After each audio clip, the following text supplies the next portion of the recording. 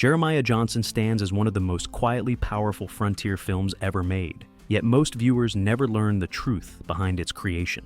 The man who inspired it wasn't even named Jeremiah. The brutal filming conditions nearly broke the crew, and one subtle gesture became an internet phenomenon decades later. Behind every snow-covered ridge and silent exchange lies a hidden story, from the books that clashed in tone to the actor who almost replaced Redford entirely. These are the secrets that shaped a legend, and the first one rewrites everything you thought you knew about the mountain man himself. Number 1. The real mountain man behind the myth. The legend begins with a name that never existed. The historical figure behind the film was John Johnston, born John Garrison in New Jersey around 1824. He became a fur trapper, scout, and frontiersman who spent decades in the Rocky Mountains, building a reputation that blended genuine survival skills with exaggerated folklore. Johnston's real life included service as a Union Army scout during the Civil War and work as a town marshal in his later years. He died in 1900 at a veteran's home in California, far from the wilderness he once called home. The stories surrounding him grew wilder with each retelling, transforming a capable frontiersman into something approaching myth. Hollywood found his story irresistible because it combined authenticity with larger-than-life appeal. The real Johnston survived harsh winters, navigated complex relationships with native tribes, and became a figure of fascination in his own lifetime. Number 2. Filming in remote, brutal conditions. The production team ventured into the high wilderness of Utah's Wasatch Mountains during winter, facing conditions that would test every member of the crew. Temperatures regularly dropped below freezing, winds howled across exposed ridges, and snowdrifts buried equipment overnight. Simply reaching filming locations required hours of hiking through treacherous terrain. Crew members dealt with frostbite risks, altitude sickness, and the constant challenge of keeping cameras functional in sub-zero weather. The isolation meant medical help was hours away, and supply runs became logistical nightmares. Cast and crew lived in primitive conditions, mirroring the harsh realities their film was meant to capture. These hardships became essential to the film's authenticity. Every labored breath visible on screen, every genuine reaction to biting cold, and every struggle through deep snow reflected real physical experience. Number 3. Hollywood invented Jeremiah Johnson. The filmmakers didn't simply adapt history, they rewrote the man's identity entirely. The real mountain man was never called Jeremiah, and his surname wasn't Johnson either. He was John Johnston, sometimes spelled with a T that later sources dropped. The first name Jeremiah was a complete Hollywood invention, chosen for its biblical resonance and mythic weight. This deliberate name change served a specific purpose. Jeremiah evoked Old Testament prophets and wilderness wanderers, giving the character a spiritual dimension the historical Johnston never claimed. The simplified Johnson made the name more accessible while maintaining frontier authenticity. The invented name helped shape the film's tone from the opening credits onward. It signaled that viewers were entering a world where history and legend merged, where harsh realities would blend with deeper themes of isolation and renewal. Number 4. Why Pollock returned to the frontier. Director Sydney Pollack had already explored Western territory with The Scalp Hunters in 1968, a more conventional frontier adventure. His return to the genre with Jeremiah Johnson wasn't a repeat performance. It was a complete reimagining of what a Western could be. He wanted to strip away action-driven formulas and explore something quieter, more introspective, and psychologically complex. Pollack's collaboration with Robert Redford became the driving force behind this vision. The two had worked together before and shared an interest in character-driven storytelling that prioritized internal journeys over external spectacle. Redford's star power gave Pollock freedom to take risks, including extended silent sequences and ambiguous morality that challenged typical hero narratives. The harsh wilderness locations pushed Pollock creatively in unexpected ways, forcing him to let the environment tell parts of the story that dialogue never could. Number 5. The film nearly had a different star. Before Robert Redford's involvement solidified the project, Jeremiah Johnson existed in several different forms, with various actors attached. The property changed hands multiple times during development, and each iteration brought new casting possibilities. Some versions leaned toward traditional Western action stars, while others considered character actors who would have brought entirely different energy to the role. The tonal shifts that accompanied these casting discussions were dramatic. An action-oriented star would have demanded more conflict and violence, potentially turning the contemplative story into a conventional revenge tale. A less physically charismatic actor might have emphasized hardship over heroism, creating a bleaker film.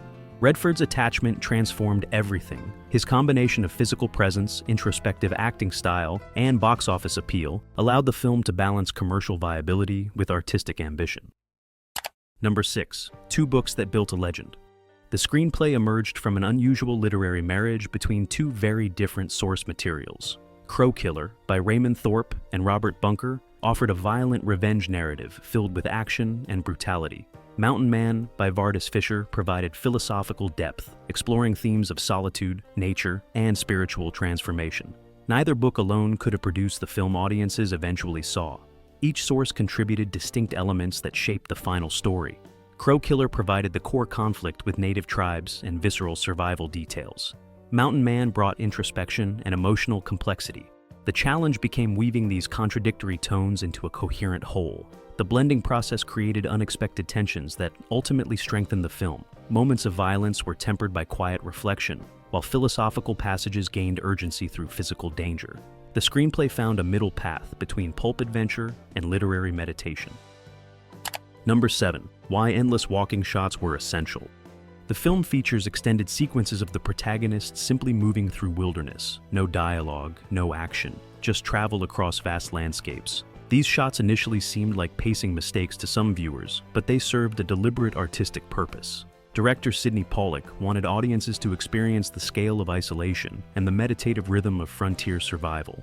The decision partly emerged from practical limitations. Remote locations offered limited filming opportunities, and weather often restricted what could be captured. Rather than fighting these constraints, Pollock embraced them, using traveling shots to establish mood without words. These walking sequences became one of the film's most distinctive qualities. They allowed viewers to settle into Jeremiah's perspective, feeling the weight of solitude and the slow passage of time. The pacing created a contemplative experience that mirrored the protagonist's internal journey through the wilderness. Number 8. A Western breaks into Cannes.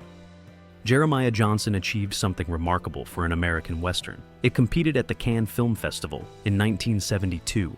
The festival rarely embraced frontier films, typically viewing them as commercial genre products rather than serious cinema. Yet this quiet mountain man story earned international recognition alongside European art films.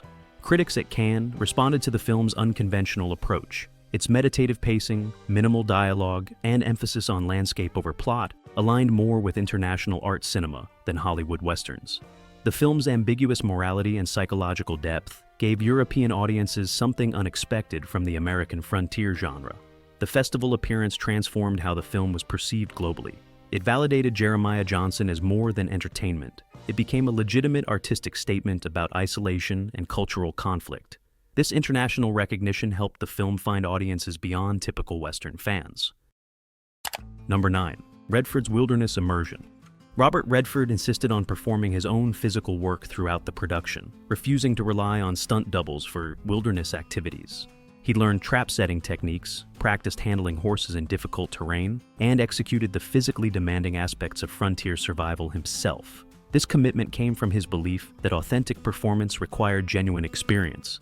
The decision made filming significantly more challenging. Redford needed training in period-appropriate skills, and his presence in potentially dangerous situations required extra safety precautions. Weather delays became more costly when the lead actor was exposed to brutal conditions that could halt production. The result justified every difficulty. Redford's physical commitment translated directly to screen authenticity. Audiences saw real effort in every movement, genuine exhaustion in scenes of hardship, and believable competence in survival skills. His hands-on approach helped viewers accept the character as a true mountain man. Number 10. Tribes portrayed with unusual nuance. The film approached Native American characters with more complexity than typical westerns of its era. Rather than presenting tribes as simple antagonists or noble stereotypes, the story explored cultural misunderstandings, differing value systems, and the protocols that governed frontier interactions. Scenes were built around respect and miscommunication rather than conflict alone. The filmmakers consulted with cultural advisors and worked to represent tribal customs with care, though the film still reflected 1970s limitations. Characters from Native communities were given motivations beyond serving the protagonist's story, and the script acknowledged legitimate grievances from territorial encroachment. This approach created moral ambiguity that separated Jeremiah Johnson from revenge-driven westerns. the film refused simple heroes or villains, presenting a frontier where cultural collision produced tragedy on multiple sides. This nuanced portrayal helped the film age better than many contemporaries. Number 11. The screenplay's turbulent journey. The script went through a chaotic development process that nearly derailed the entire production. John Milius wrote an early draft that captured the raw frontier spirit, but creative disagreements led to his temporary departure from the project.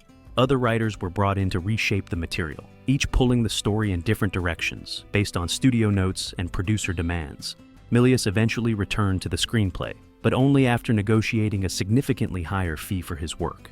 His absence had allowed the script to drift towards safer, more conventional storytelling, and his return brought back the philosophical edge and moral complexity that made the story distinctive. His contributions became essential to the film's final tone. Milius brought a respect for frontier independence and a willingness to let characters exist in morally ambiguous spaces. The turbulent journey through multiple drafts ultimately produced a screenplay that balanced action with introspection. Number 12. The Redford nod goes viral. A brief moment near the film's end became one of cinema's most enduring images decades after its release. Jeremiah's subtle acknowledgement of a distant figure, a simple nod of recognition and respect, lasted only seconds on screen. The gesture carried weight because of everything that came before it, expressing understanding and mutual regard without a single word. The internet transformed this quiet exchange into a cultural phenomenon. The nod became one of the most widely used reaction GIFs across social media platforms, expressing approval and respectful acknowledgement in countless online conversations. Users who had never seen the film shared the image daily, repurposing its meaning for modern communication. This viral afterlife introduced Jeremiah Johnson to generations who might never have discovered a 1970s Western. The GIF's popularity sparked curiosity about its origin, leading viewers back to the full film. Number 13. The wolves scene was shockingly real. One of the film's most intense sequences involved a dangerous confrontation with wolves, and the production captured it using methods that would be considered too risky today. The crew worked with trained animals, but the unpredictability of wild canine behavior created genuine tension on screen. Safety protocols existed, but the line between controlled filming and actual danger remained uncomfortably thin. Trainers spent weeks preparing the animals for their scenes, building familiarity between them and the human performers. Even with preparation, the wolves' natural instincts created moments of genuine threat that cameras captured. The production couldn't rely on modern digital effects, forcing everyone involved to work in closer proximity to potential danger. The result became one of the movie's most memorable sequences, precisely because audiences sensed its authenticity.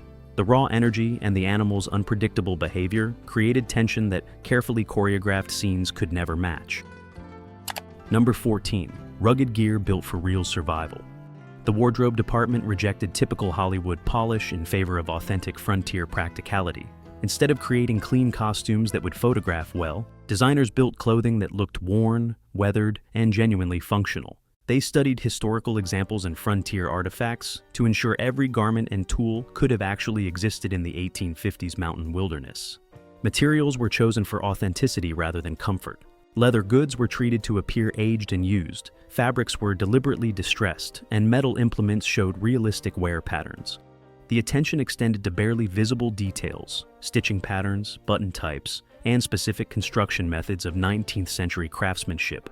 This commitment to realism helped audiences accept Jeremiah's harsh lifestyle without question. The worn gear told its own story of survival, adding visual credibility to every scene.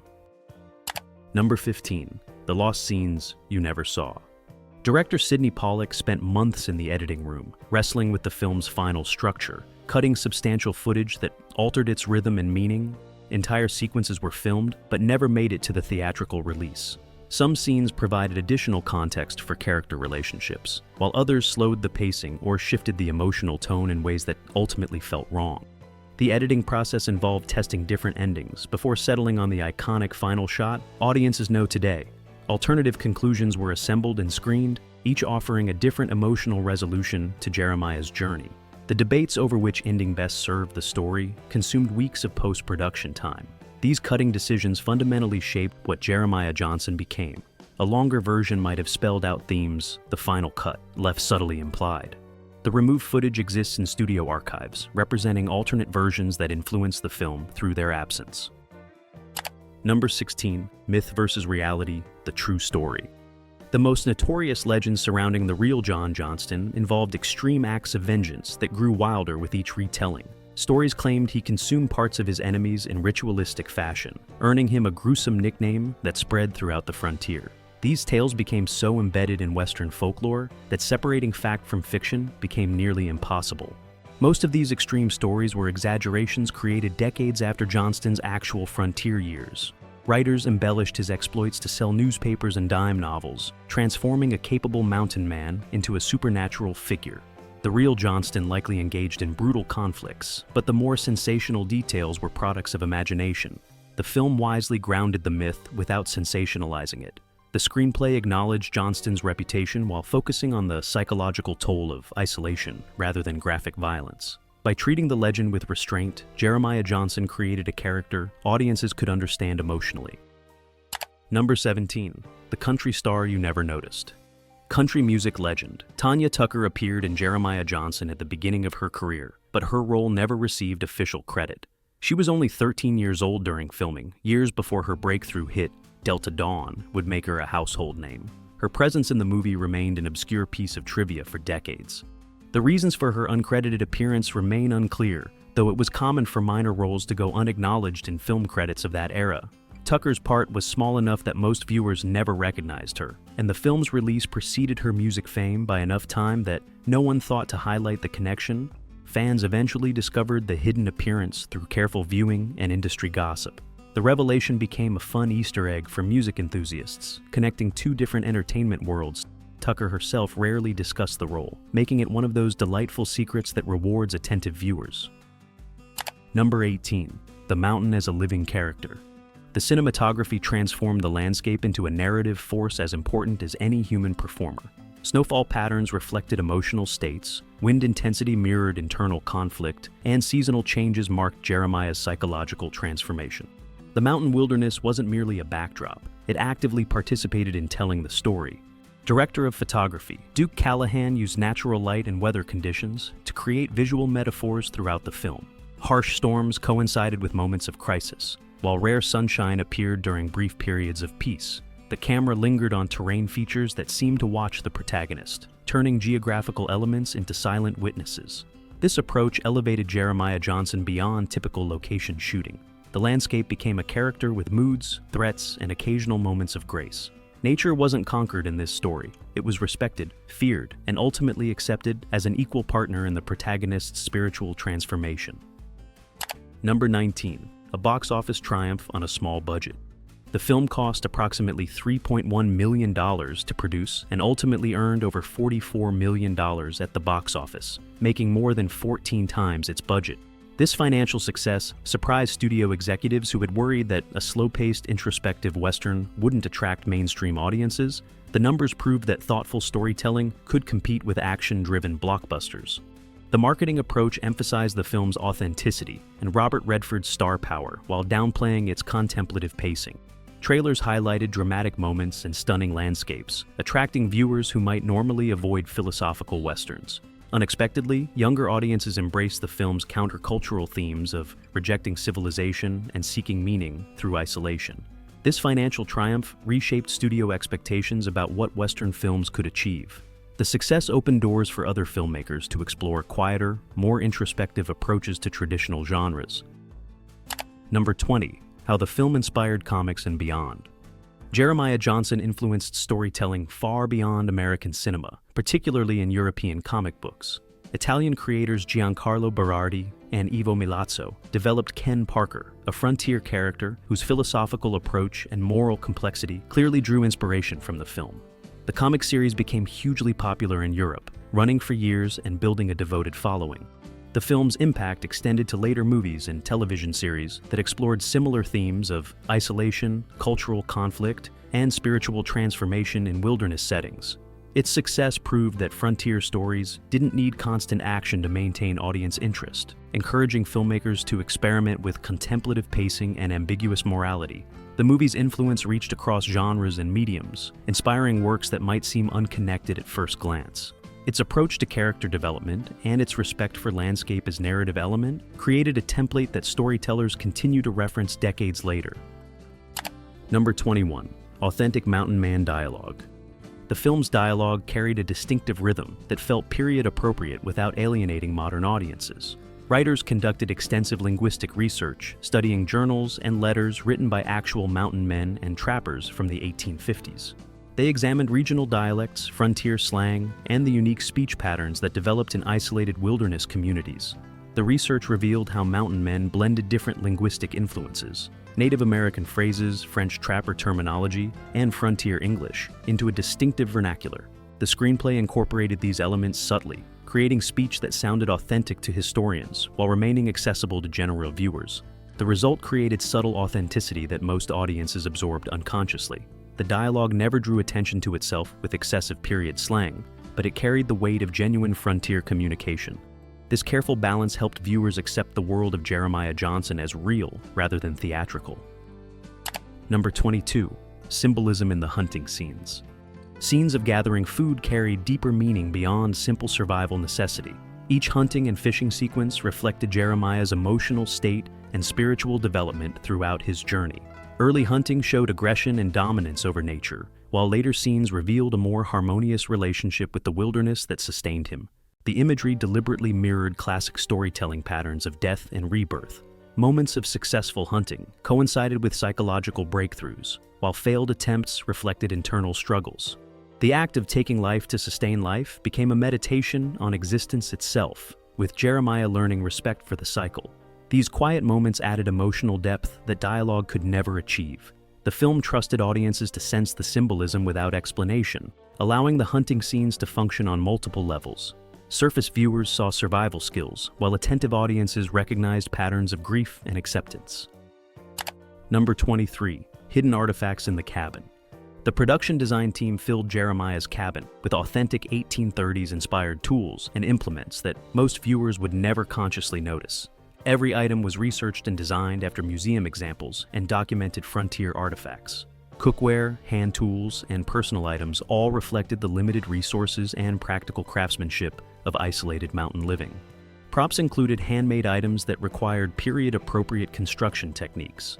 Wooden implements showed the right type of wear for their supposed age. Metal tools reflected the blacksmithing limitations of the era. Even small details like rope types and leather tanning methods matched historical records.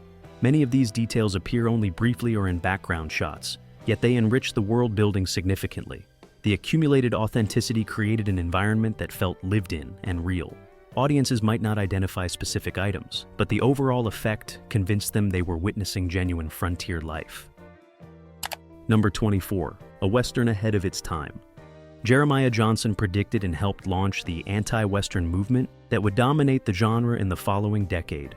Its moral ambiguity challenged the clear hero versus villain narratives that had defined traditional Westerns. The film refused easy answers about frontier violence, cultural conflict, or the romanticization of westward expansion that earlier movies celebrated.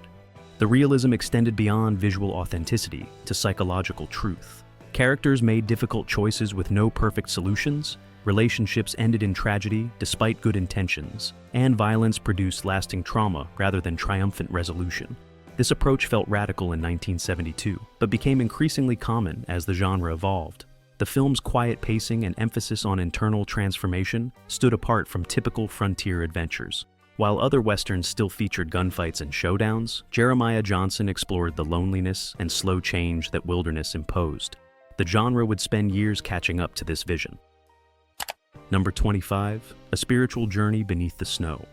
The film operates on multiple levels, with its deepest layer exploring themes of spiritual renewal and personal reckoning. The imagery throughout mirrors transformation. Jeremiah enters the wilderness carrying the weight of an unnamed past, and the mountains slowly strip away everything inessential. Snow becomes a symbol of both death and purification, covering old identities while offering the possibility of rebirth. Religious symbolism appears subtly without becoming heavy-handed. The name Jeremiah itself invokes biblical prophets who withdrew into wilderness, seeking divine understanding.